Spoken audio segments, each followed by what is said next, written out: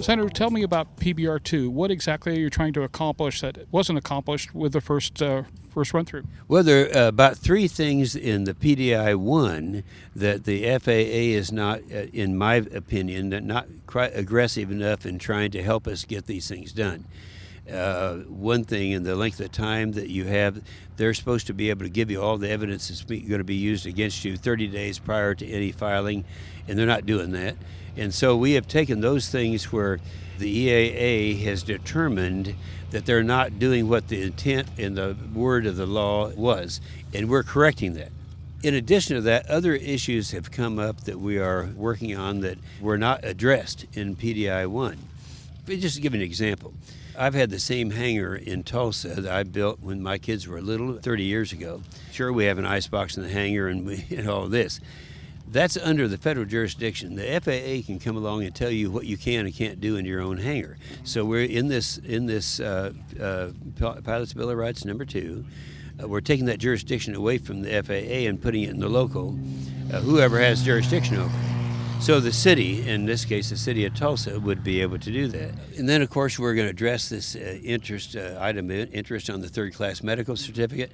The idea, if you can drive a car, you ought to be able to fly an airplane under certain circumstances, airplanes with less than 7 passengers and a few others. So that's actually a part of this. We've had a lot of complaints about private pilots being stopped by Customs and Border Patrol. They'll keep them there sometimes 2 days. Well, we have written into this, there has to be probable cause before they'd be able to do it. Another problem that general aviation has had, it takes a long time for the FAA to approve the installation of new equipment on old aircraft. It's costing it mightily. And so there's no reason that you can't put on the same type of GPS or other equipment, such as we have in this plane right behind us, in an old aircraft as a new aircraft. It's a safety issue, and there's no justification for that. So we're taking that problem away from them.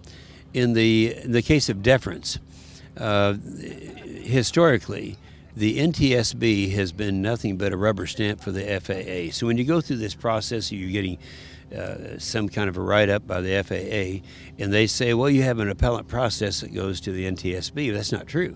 The NTSB has, through deference, says, well, whatever you say, FAA, we're with you. 97% of the cases, all they did is rubber stamp that. So we're changing that. We're giving access to something we tried to do in the Bill of Rights number 1 to the courts, direct access, so that they have a whole new trial starting from scratch. Nothing else could be considered, and that's something that I would have appreciated very much when I had my problem. A lot of the privileges and the opportunities that we gave to pilots in the Pilot Bill of Rights number 1, it only referred to pilots, and it was an oversight. Some commercial activities, some repair stations, for example, they should have the same opportunities, the same privileges, the same constitutional opportunities as the pilots have, and so we corrected that. A lot of things we're doing are things that we intended to do in the first Pilot's Bill of Rights that didn't quite. I'd say half of the issues, and then the other half that I've been enumerating are issues in addition to the ones that came from the original Pilot's Bill of Rights. The Next Gen GA Fund is set up to allow people to take advantage of the phenomenal capabilities Next Gen down the line. We've got over 100,000 airplanes that need to be refitted. The money is allocated. It's ready to go. And we just can't quite get it past the FAA. Nexa Capital's got somewhere in the neighborhoods of about $500 million ready to go.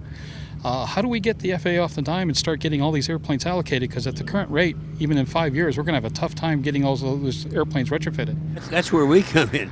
See, the problem you have with any bureaucrat is they're not answerable to the people. In this case, they sometimes get a little arrogant, and but we will see to it that gets off the dime, and it's going to become a reality. We're in the process of doing that now, and again, it shouldn't be that I, as a United States Senator, spend so much of my time helping the public deal with the bureaucracy.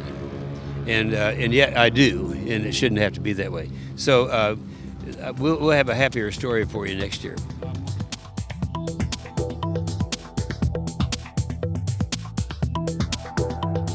Aero-TV is brought to you by This Aero-TV segment is brought to you by iFlight Planner. It's time to elevate your flight planning experience with General Aviation's most comprehensive suite of easy-to-use flight planning tools. Make the switch and plan your next flight with iFlight Planner.